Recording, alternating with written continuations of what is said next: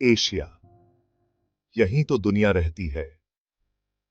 नमस्कार दोस्तों, आज हम जानेंगे कि एशिया में इतने सारे लोग क्यों रहते हैं।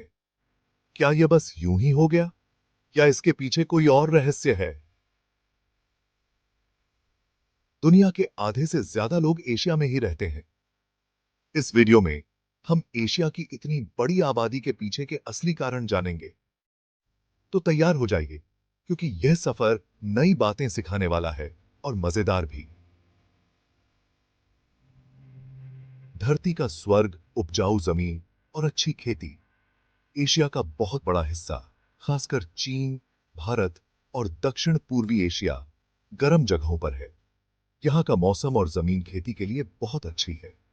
यहाँ चावल और गेहूं जैसी जरूरी फसलें बहुत ज्यादा होती हैं। इसलिए बहुत पहले से ही यहाँ बहुत से लोगों का पेट भरता आया है।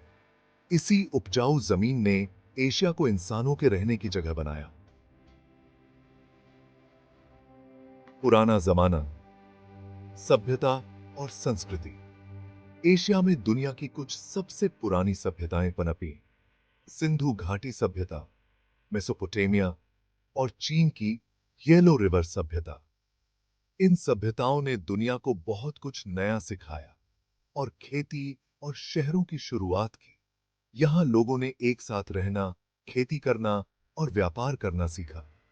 जब लोग एक जगह बसने लगते हैं तो परिवार बढ़ते हैं, गांव शहर बनते हैं और धीरे धीरे आबादी बढ़ने लगती है। ये आज भी हो रहा है। पीढ़ी दर पीढ़ी आबादी कैसे बढ़ती है? एशिया में हमेशा से ही ज्यादा बच्चे पैदा होते रहे हैं। एक समय था जब बड़ी आबादी को अच्छा माना जाता था, क्योंकि इससे काम करने वाले लोग ज्यादा मिलते थे, खासकर खेती के लिए। परिवार बड़े होते थे, बच्चों को सहारा माना जाता था और इस तरह पीढ़ी दर पीढ़ी आबादी बढ़ती गई। शहरों की चकाचौंध, कारखाने और नौकरियां। 19वीं और 20वीं शताब्दी में कारखानों का जमाना आया। यूरोप के बाद एशिया के देशों में भी बहुत सारे कारखाने खुले, नए शहर बसे और नौकरी की तलाश में लोग गांवों से शहरों की ओर भागने लगे। शहरों का आकर्षण, अच्छी जिंदगी की चाहत और पढ़ाई और नौकरी के मौकों ने लाखों लोगों को अपनी ओर खींचा। इस प्रकार एशिया के शहरों की आबादी बहुत तेजी से बढ़ी। सरकार के नियम, आबादी पर असर। एशिया के कुछ देशों ने बढ़ती आबादी को कम करने के लिए नियम बनाए। चीन का एक बच्चा नीति इसका एक उदाहरण है। लेकिन ये नियम बहुत देर से आए। इससे पहले सरकारें खेती पर निर्भर थीं, जहां अधिक बच्चों का मतलब था अधिक काम करने वाले लोग। गरीबी, कम पढ़ाई और अच्छी स्वास्थ्य सुविधाओं की कमी ने भी आबादी वृद्धि को बढ़ावा दिया। कुदरत का खेल, मौसम और संसाधन।